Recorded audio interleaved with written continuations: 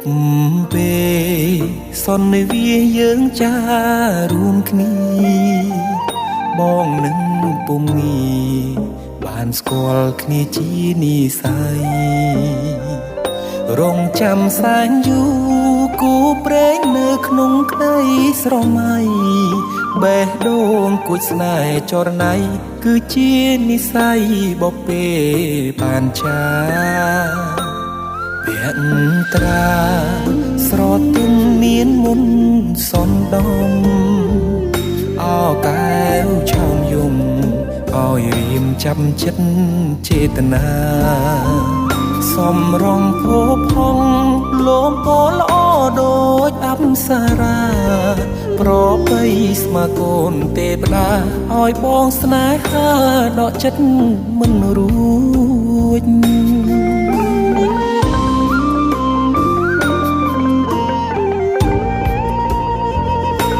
ម្ចាស់បេះដូ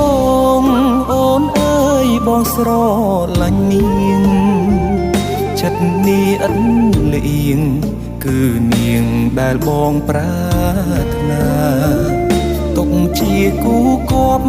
រួមនិស័យកាយខ្នើយវាសនាតាអូនមេត្តាសណ្ដោកង្រណាព្រមលៀងនេះទេ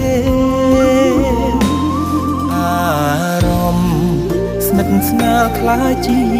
ស្នេហាប្រច័ណ្ឌជីវ៉ាពេលអូននៅគិតក្បែរគេបេះដូងដឹងច្បាស់ស្រឡាញ់ពិតស្មឹងតែមាសមេធ្វើគូក្រងបងបានទេសន្យាមិនរេស្មោះលុងខ្សែអើយ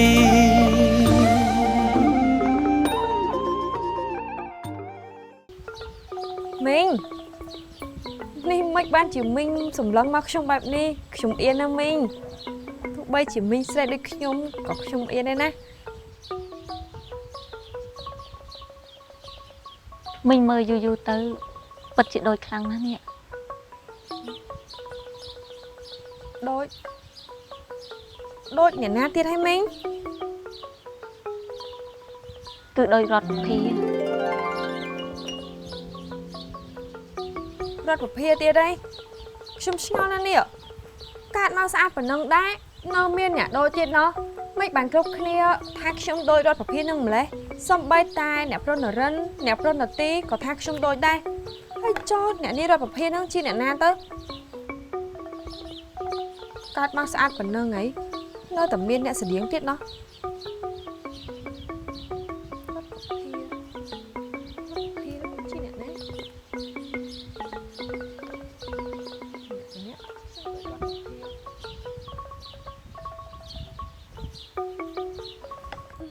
មីងនេះរួចដល់ហើយមីងសាក់ភ្លក់លមើយកសាព្រានមក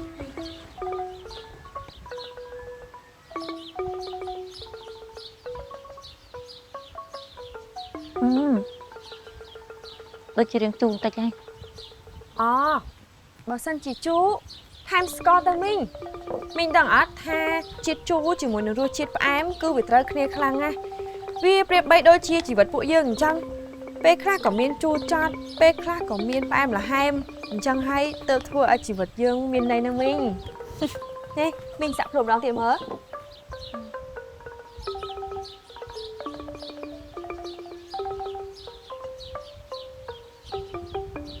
យ៉ាងម៉េចដែរមីងឯងនេះពិតជាមានទេពកោសល្យមែនណាកាប់ទៅខ្ញុំបានមកឆយបង្រៀនដែរទេមីងប៉ុន្តែខ្ញុំដូចជាធ្លាប់ឮមកឆយប្រាប់ខ្ញុំថាមីងបុផាជាចុងភៅនៅវាំងមែនអត់មានទេម៉ែឯងហ្នឹងចេះតែនិយាយអួតឯងទៅខ្លាចឯងមិនជឿហ្នឹងណាប៉ុន្តែឯងនេះពិតជាមានថ្វីដៃពិតមែនទេមីងអញ្ចឹងថ្វីដៃប្រពន្ធខ្ញុំនេះអាចចូលទៅហាត់រៀនដើម្បីទៅប្រកួតនៅរាជធានីបានអត់មីងប្រកួតស្អីយើងប្រាប់ប្រមាណដងហើយយើងមិនឲ្យដាក់គឺមិនឲ្យដាក់អីស្អីគេប្រាក់មាត់ហ៎នរណាប្រើឯងទៅរកប្រាក់ហ្នឹងហ៎អ្នកណាសុំ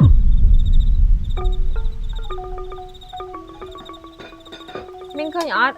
ខ្ញុំថាម៉ែច្បាស់ជានិយាយបែបហ្នឹង បងឆយ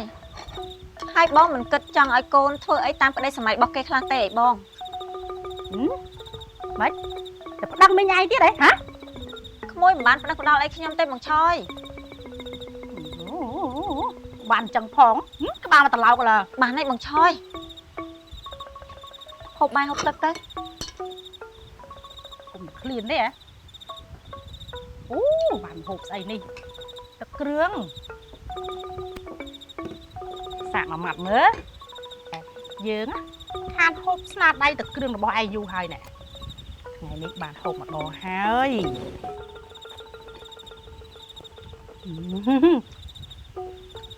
នៅតែវើយញ៉ាំណានឹកស្មានថាស្នាដៃរបស់ឯងនៅតែដែរនេះ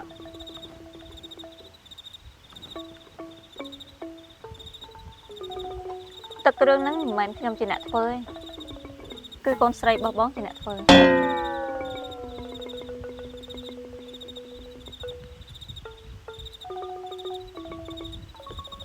ឃើញអត់សំបីតាម៉ែក៏សរសើរថាម្ហូបដែលខ្ញុំធ្វើឆ្ងាញ់ដែរ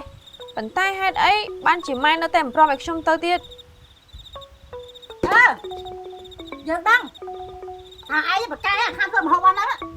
តែយើងនេះវាមិនចង់ឲ្យឯងទៅធ្វើឯងយល់ទេ បងឆយហើយបងមិននៅហូបបាយសិនទេអីបង លេចដល់ ហើយយ៉ាងម៉េចហ្នឹងសុកក៏មកខឹងខ្ញុំភ្លាមអញ្ចឹងម៉ែអូយខ្ញុំមិនយកម៉ែទេមិនបានជាតែហាមខ្ញុំរឿងធ្វើម្ហូបអញ្ចឹងកូនស្រីគេផ្សេងគេបង្ហាត់កូនគេឲ្យរៀនធ្វើវិជ្ជាធ្វើម្ហូបម៉ែខ្ញុំចង់តែឲ្យខ្ញុំទៅបម្រើគេហ្នឹង ឯងមិនធ្វើម៉ែយើងម្ដងហ៎ មកមកឆើឆៅ ហើយបើម៉ែឯងមិនពេញចិត្តអញ្ចឹងឯងគិតធ្វើមិនទៀត ខ្ញុំមិនដឹងទេមីង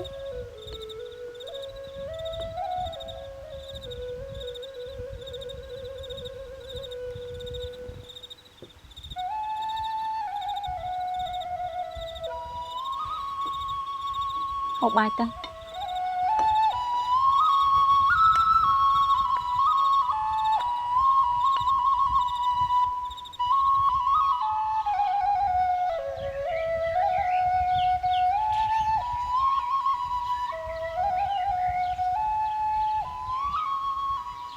មិនបានខ្ញុំបែងចែកមិនច្បាស់អញ្ចឹង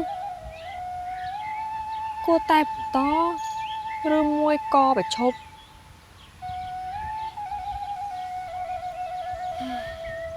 តែយ៉ាងណាក៏ត្រូវទៅតាមម៉ែដែរចុះបើខ្ញុំតាមម៉ែក្តីសម័យខ្ញុំគិតយ៉ាងម៉េចទៅ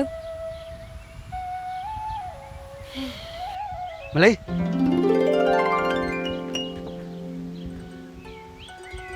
នាងមានដឹងអត់ថាយើងបារម្ភពីនាងប៉ុណ្ណា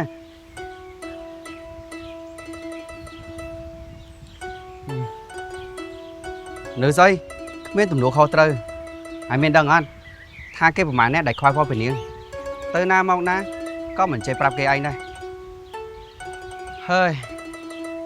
នេះយើងគិតខុសឬក៏ត្រូវដែលត្រូវមកឈឺក្បាលដោយសារតែក្តីសម័យរបស់នាងអញ្ចឹង អញ្ចឹងឲ្យខ្ញុំសុំទោសអ្នកប្រុសផងបើសិនជាខ្ញុំធ្វើឲ្យអ្នកប្រុសពិបាក បើសុំទោសហើយនាងឯងកែប្រែបានអត់ហើយអ្នកដែលនាងត្រូវតែសុំទោសនោះគឺជាម៉ែនួនមិនមែនជាយើងទេ ចាខ្ញុំដឹងហើយខ្ញុំនឹងតែសុំទោសម៉ែនោះដោយផ្ទាល់ហើយខ្ញុំសុំទោសអ្នកប្រុសផងខ្ញុំអត់បានហាត់រៀនបន្តទៀតទេ នាងនិយាយថាម៉េច គឺខ្ញុំសម្រេចចិត្តរួចហើយខ្ញុំមិនទៅហាត់រៀនតទៀតទេព្រោះអីខ្ញុំមានជំរឿតែមួយគឺបោះបង់ចោលក្តីសម័យចាប់យកក្តីស្រឡាញ់ព្រោះថាអត់ចង់ឲ្យម៉ែពិបាក តែម្លេះ ម្លេះហ่าម្លេះ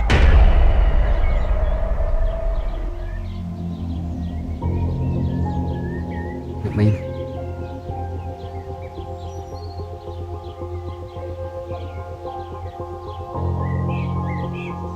អ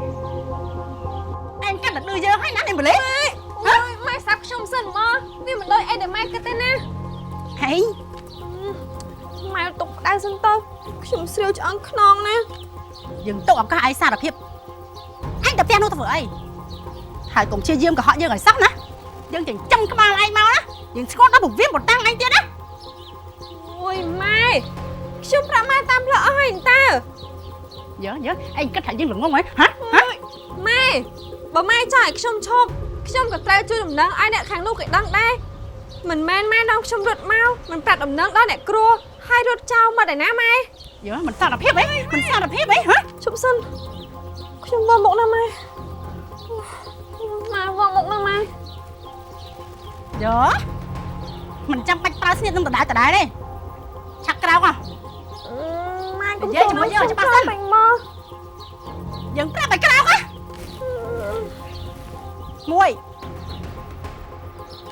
ពីរកន្លែង ខ្ញុំសុំទោសណាម៉ែគឺខ្ញុំទៅដកពាក្យហាត់រៀន ឯងនិយាយម្ដងទៀតមើលយើងឲ្យឯងនិយាយម្ដងទៀត គឺខ្ញុំទៅដកពាក្យហាត់រៀននៅផ្ទះលោកម្ចាស់ណាម៉ែ ឃើញទេប្រាប់យើងថាទៅបំរើគេតែឯងនេះទៅបង្រៀន តែម៉ែថាបើខ្ញុំប្រាប់ម៉ែតាមត្រង់ម៉ែអត់វាយខ្ញុំនោះអីម៉ែក៏ដឹងហើយថា យើងមិនដឹងហើយថាចំទៀវនោះចង់បានឯងនេះចុះតែហាត់រៀនតែយើងឆ្កល់ហេតុអីបានជាឯងមានអ្នកក៏នៅតែកុហកយើងណា ឬមួយក៏ម៉ែខ្លាចថាខ្ញុំនេះដឹងរឿងអ្វីម្យ៉ាងរបស់ម៉ែជាមួយលោកជំទាវចិន្តា ឯងដេញដល់យើងហ៎ឯងដេញដល់យើងហ៎ឯងដេញដល់យើងឯងដេញដល់លេងដេញដល់មកហើយដេញដល់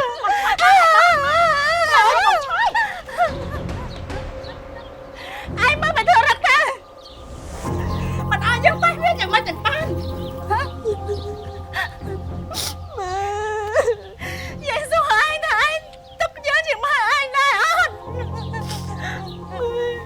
ឯងឆ្លាញ់យើងអត់ ខ្ញុំឆ្លាញ់ម៉ែ បើឆ្លាញ់ឯងកុំធ្វើរឿងដូចថ្ងៃនេះទៀតឯងកុំដេញដល់យើង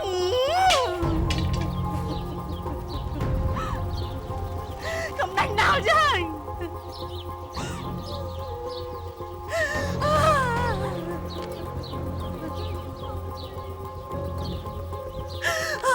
ទុកឲ្យមីងនិយាយជាមួយម៉ែឯង ពីកូនដំបងបាយកុំដាច់ដល់យើងម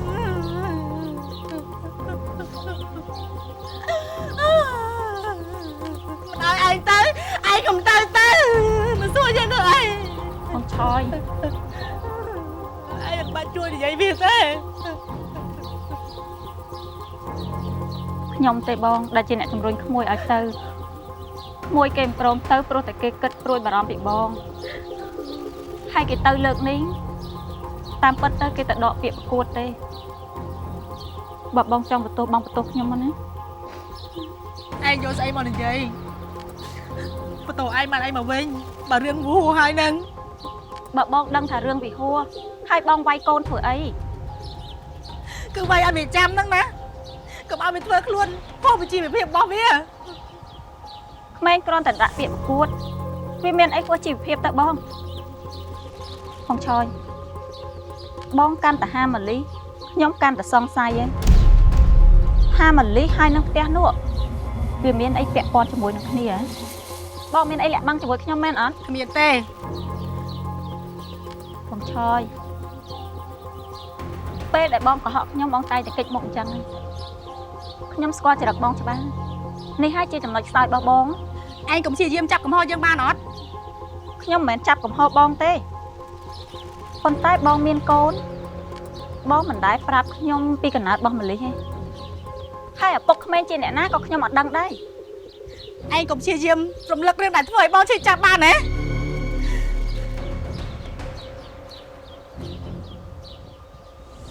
បងឆយប 10 ឆ្នាំមុនបងមិនទាន់មានផ្ទៃពោះទេតែ10 ឆ្នាំក្រោយម្លីមានអាយុ21ឆ្នាំហើយបងមានកូនតាំងពីកាលហ៎ហើយម៉ាលីជាកូនបងមែនណាកាលពី10ឆ្នាំមុនយើងទៅពោះម៉ាលីហើយយើងមិនបាត់ខ្លួនពីឯងហីឯងមិនចាំទេហីហើយយើងក៏សង្ងំបង្កើតម៉ាលីមកទៅយើងនេះពីពោះអត់ប្តីយើងវាខ្មាស់គេដែរណាក្រោយមកយើងក៏យកម៉ាលីឲ្យមិត្តភក្តិយើងចិញ្ចឹមទៅហើយពេលដែលមានរឿងជាមួយផ្ទះនោះយើងក៏យកកូនយើងមកចិញ្ចឹមវិញទៅរឿងតែប៉ុណ្ណឹង ហើយមិត្តភក្តិបងជាអ្នកណាអាចប្រាប់ខ្ញុំបានអត់ឬមួយក៏បងមានអីលាក់បាំងខ្ញុំទៀត យើងប្រាប់ឯងទៅហើយក៏មិនមែនជារឿងដែលឯងត្រូវដឹងដែរនេះរឿងដែលឯងទៅធ្វើគឺត្រូវហាមកូនយើងកុំឲ្យទៅផ្ទះនោះទៀតឯងដឹងហើយតើថាយើងពីរនាក់នេះពេលធ្លាប់ជួបរឿងអយុត្តិធម៌នៅទីនោះឯងមិនខ្លាចកូនយើងក្មួយឯងនេះត្រូវមានគ្រោះថ្នាក់ទេហ៎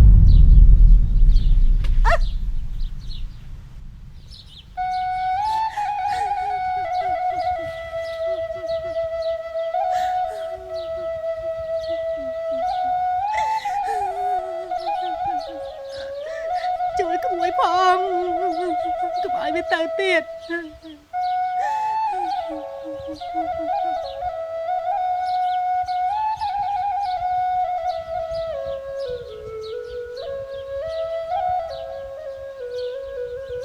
ម៉ែ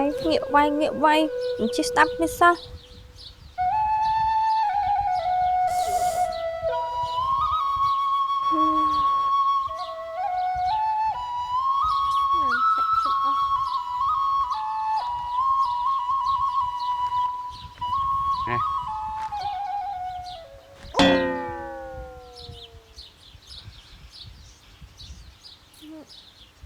អ្នកប្រុស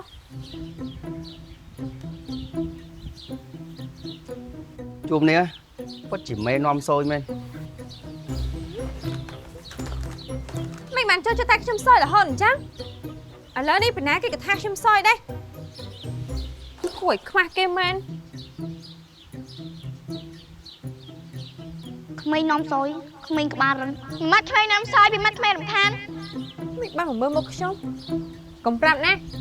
ថាអ្នកប្រុសសម្លឹងមកខ្ញុំបែបនេះគិតថាខ្ញុំនេះគឺជារដ្ឋាភិបាលទៀតត្រឹមតែជីវិតជានាងម៉ាលីជួបអ្នកប្រុសរាល់ថ្ងៃនេះបាំងវីវក់ទៅហើយទ្រាំតែរដ្ឋាភិបាលទៀតខ្ញុំប្រហែលជាឈួតជាមិនខានទេ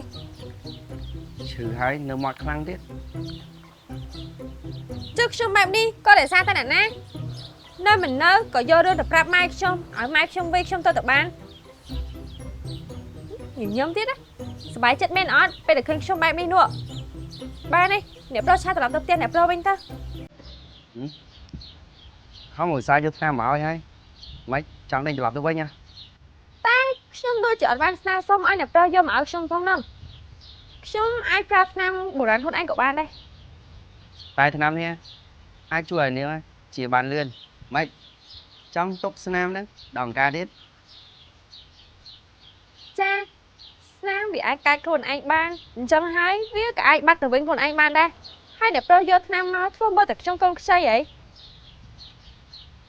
tại nam khla bên mà nghĩ bàn bán đi đôi chỉ nam không chật phán đi chứ cái cất hai chứ bữa trọ đã liền hai bên na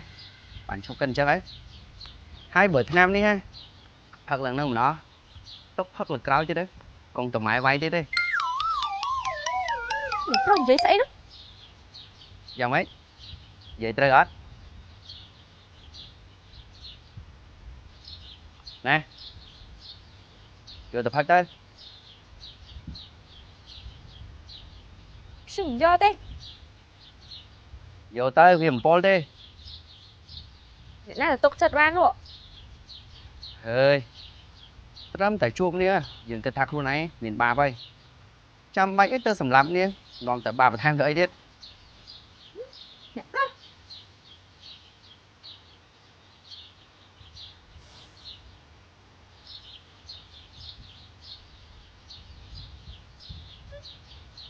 មិនបានសម្លឹងមើលខ្ញុំបែបនេះណែកុំសម្លឹងខ្ញុំហើយញញឹមបែបនេះណា sao mình vậyជាមួយនឹងមនុស្សវិលណា nèអត់យកទៅវត្តមែនហ៎ អត់ទេខ្ញុំយកទេអ្នកប្រាប់ត្រឡប់ទៅវិញទៅ ម្ល៉េះមិនយកក៏យកទៅឲ្យ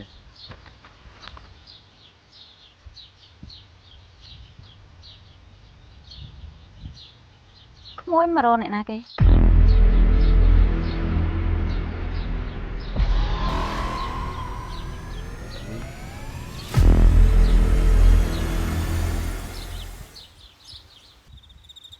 ក្មួយប្រុសនរិនរបស់មីងឥឡូវនេះធំជាងមុនឆ្ងាយណា បានតែមីងខ្ញុំតាមរកអ្នកមីងយូរហើយមិននឹកស្មានថាបានមកជួបអ្នកមីងនៅនេះសោះហើយទៅដឹងថាអ្នកមីងមកនៅ ពេលនេះមីងរស់នៅបានសុខហើយឲ្យមីងសុំទោសផងណាដែលមីងមិនដែលបានទៅរកក្មួយហើយមីងនេះចាំមែនហើយសន្យាជាមួយនឹងលោកជំទាវថាមើលថែក្មួយឲ្យបានល្អតែចុងក្រោយបាយជារត់គេចមកម្នាក់ឯងបែបហ្នឹងទៅវិញ មិនអីអ្នកមីងខ្ញុំនៅម្នាក់ឯងអញ្ចឹងទៅដឹងថាខ្លួនឯងវារឹងមាំបានច្រើន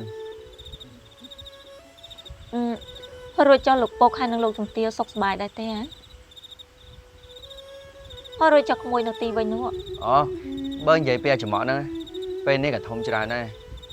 ហើយគេក៏កំពុងតែត្រូវ កំពុងតែយ៉ាងម៉េច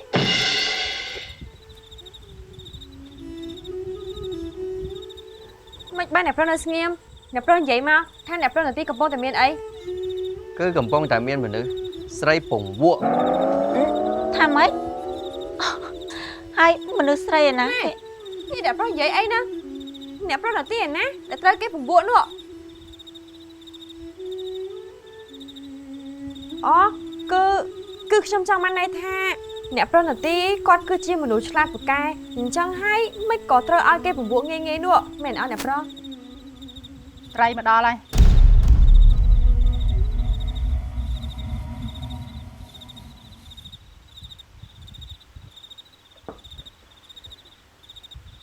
មិនព្រមបើកស្លទេ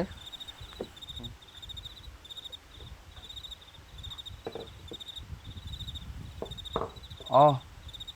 មានស្ល100មុខទេអ្នកមីងក្លិនឈ្ងុយដល់ហើយមើលទៅស្នាដៃអ្នកមីងនៅតែប្រកែកដដែល អ្នកប្រុសតាមពួកខ្ញុំមកទីនេះធ្វើអីទៀត ខ្ញុំមកនេះគ្រាន់តែចង់ដឹងរឿងហេតុផលអីបានមលីឈប់ទៅហាត់រៀន ខ្ញុំថាមិនបាច់ចាំចង់ដឹងអីទៀតទេព្រោះខ្ញុំលែងឲ្យម៉ាលីទៅទៀតហើយហើយអរគុណណាស់សម្រាប់ការរួមដៃគ្នាបោកប្រាស់ខ្ញុំកន្លងមក តែអ្នកមីងពេលនេះមលីលេងទៅហាត់រៀននៅផ្ទះខ្ញុំទៀតហើយ រឿងខ្ញុំដឹងហើយក៏ដឹងដែរថាម៉ាលីនឹងត្រូវបញ្ជូនទៅរៀននៅឯផ្ទះលោកជំទាវចិន្តា ម៉ែ អញ្ចឹងឲ្យខ្ញុំសុំទោសផង ខ្ញុំថាអ្នកប្រុសគួរតែត្រឡប់ទៅវិញទៅ បងឆយ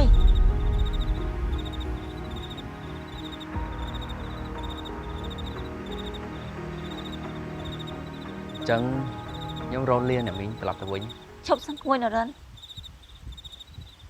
មើលទៅមិនដូចជាយកងងឹតណាស់ហើយមីងព្រួយបារម្ភសុវត្ថិភាពតាមផ្លូវ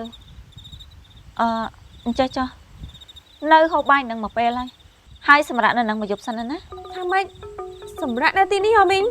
ត្រូវហើយ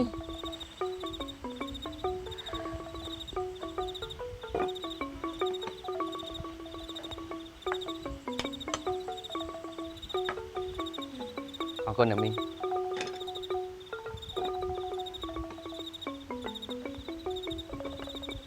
គាត់ទៅផ្ទះទេ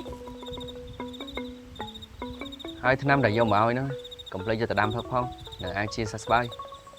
ចាខ្ញុំដឹងហើយរបួសប៉ុណ្ណឹងវាស្លាប់ទេ ឈឺហើយនៅមាត់រឹងទៀត រឿងខ្ញុំ ហូបទៅក្មួយ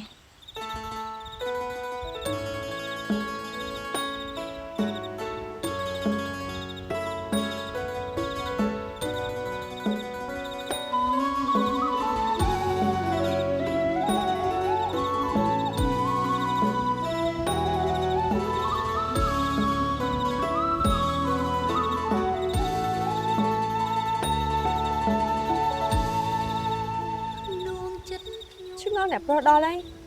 មិនដឹងជាអីទេមានផ្ទះធំ ក្រែគេងស្រួលមិនចង់គេងទេ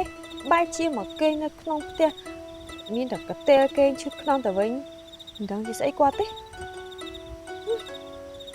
ផ្ទះខ្លួនគាត់ក៏មិនទៅគេងយកប្រឡប់ឲ្យដើរតែគេងផ្ទះគេ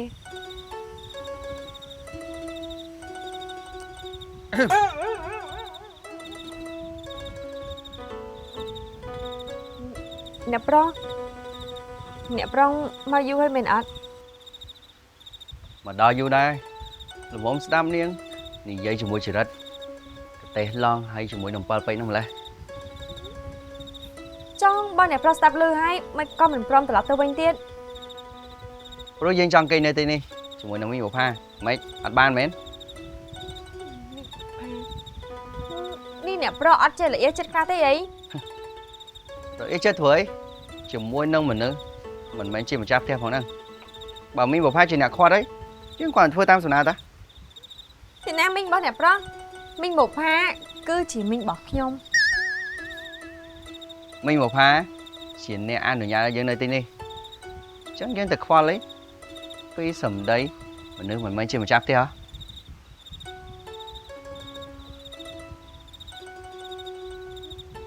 អ្នកប្រុសចង់ធ្វើអីហ្នឹង ហើយគិតថាយើងនឹងធ្វើអី អ្នកណាទៅដឹងថាអ្នកប្រុសចង់ធ្វើអីនោះ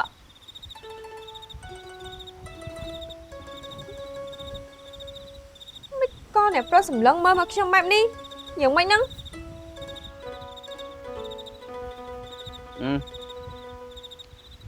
ហើយនឹងគិតច្បាស់ហ៎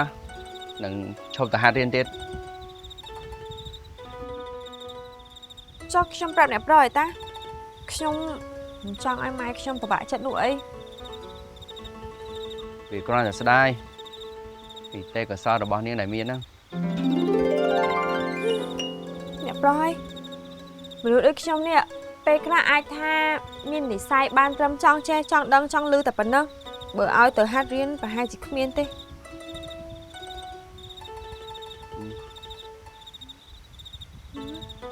មិនក៏អ្នកប្រុសធ្វើមកបែបហ្នឹងគួរឲ្យចង់សើច នៅមានពេលសើចទៀត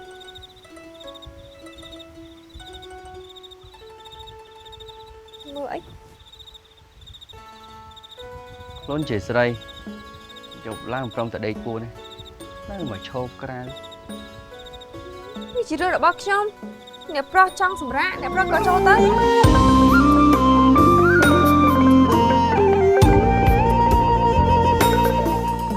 លោកបងកុំតន់អាចធ្វើឲ្យភ្ញាក់ផ្អើលជាងនេះអីជួនកាលក្មួយនរិនគ្រាន់តែដើរលេងដាច់យប់តែប៉ុណ្ណោះ ដើរទៅណាក៏ដោយមិនដែលបាត់ដំណឹងបែបនេះទេ នេះមុខក្រហមអញ្ចឹងប្រហែលជាមានរឿងអីជាមួយនឹងលោកពុកទេចិត្តជាឪពុករបស់គេគឺអញ្ចឹងមាត់ថាមិនស្រឡាញ់តែចិត្តវិញគឺមិនដូចមាត់ទេ បានលោកពូ ក្មេងម្លិះនឹងវាល្អអស់ចាស់ត្រង់ណាទៅបានជាលោកពុកហើយនឹងលោកបងតាមរកវាមិនដាច់ពីមាត់សោះនេះឬមួយក៏លោកពុកពិតជាចាប់អារម្មណ៍នឹងវាដោយអ៊ំចែនិយាយពិតមែន